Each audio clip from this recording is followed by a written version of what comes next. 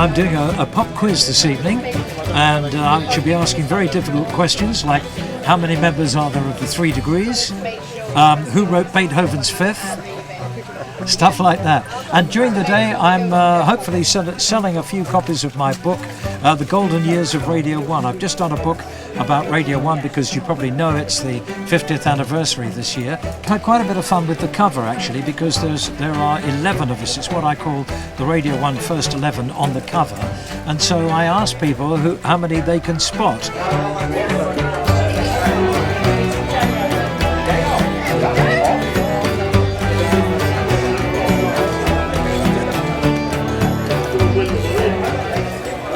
I've come here to sign my book, which is the history of Just a Minute, which I've been with for over 50 years. No, 50 years because of the anniversary this year. And also, I'm running a quiz this evening for the serious quizzes with big prizes. And your programme, Just a Minute, as you say, it must be one of the most loved programmes ever. Well, I don't think it would have run for 50 years if it hadn't been. I think the unusual thing is that I did the original pilot, and I'm still doing it after 50 years, which is quite an achievement. And I never feel it, because once I'm out there working, the old brain kicks in. My legs let me know I am getting on a bit, but my brain keeps me youthful.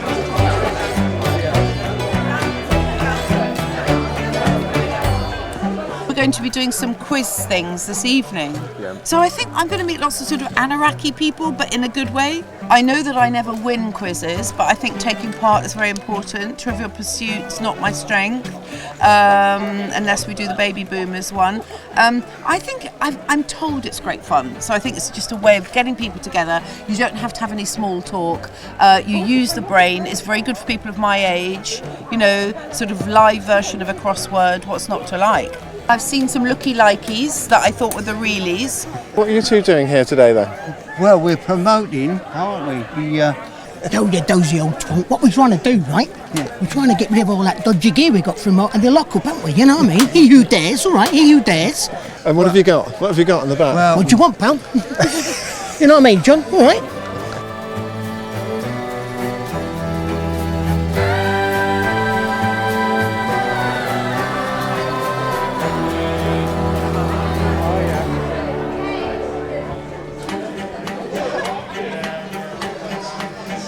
What it is, as I say, it's people's love of learning, and you know, the best quizzes in the world, you know, always want to learn, and you know, one of the reasons I'm here actually, not only just to meet my fellow quizzes, but to actually meet the you know, the people who are coming here, because if it wasn't for them watching the shows like Eggheads or The Chase, the show wouldn't be a success. So it's my way of saying thank you very much.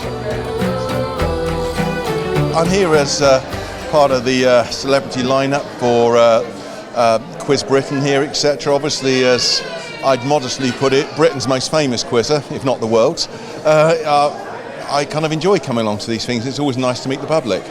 I think what people enjoy about quizzing is everyone can take part and they can all have a go and they can all measure themselves against the good or the great.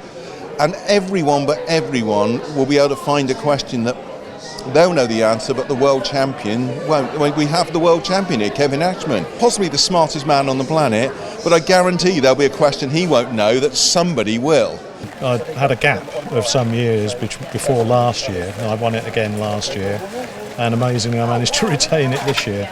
So yeah, it's gone quite well in the World Quiz Championships the last couple of years. Quizzing, the appeal of quizzing at all sorts of levels, all kinds of formats and platforms and so forth. What do you think is the overall appeal of quizzing?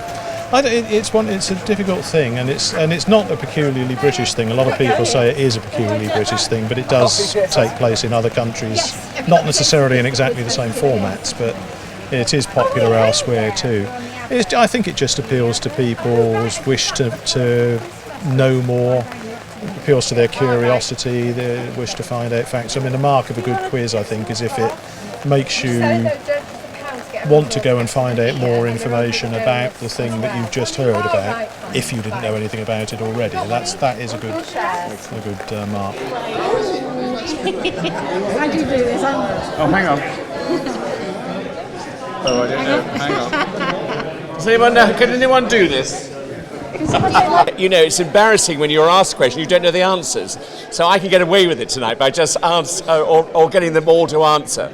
But I'm really looking forward to it. It's lovely to be back here too. I love watching, I absolutely adore The Chase.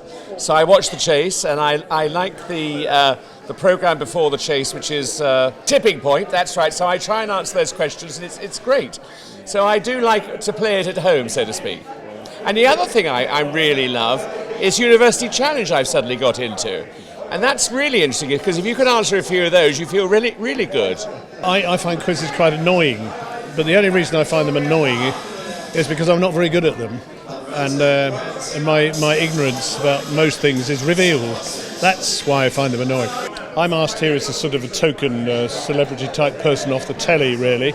Coincidentally, I have some books with me which I wrote, what I wrote, and so those are for sale here, and I'm signing those personally for people, and we're having a lot of fun already. And outside we've got Del Boy and Uncle Albert lookalikes, which is a bit alarming, really, because everybody thinks I'm a lookalike as well. Well, I suppose I am. I look like myself, so I suppose I am a lookalike. Mind you, I wish I was my lookalike, because he earns more money than I do. This is outrageous. There's some people I met earlier who gave me £50 to win. I can't see them. But listen, there's wonderful prizes tonight. The first prize is a weekend with John Challis, which is marvellous. And the second prize is 2 weekends with John. Are you ready? Yes. Number 1. Dodie Smith wrote which novel that has been turned into a Disney cartoon and a series of feature films? Oh, very good question. Yes. Question number 1. Which English football team play home games at Turf Moor? Very good. Look at the excitement over this time of the room. Oh. Terms, what are mumps, pizza, snowball and rust? Snowball and rust. Maramecophobia. Of which creatures is maramecophobia the fear? Question number 6. Of the many satellites of Saturn, 2 are co-orbital. Epimetheus is one. Which moon is its partner? Question number 8. Named after a German anatomist, where in the human body is the Schmemm's Canal? Appearing in the first episode of Blackadder 2, what was the real name of Bob, played by actress Gabrielle Glaister? If you know them, you know them, don't you? Do you know them? Some, yes. As we're going to come through.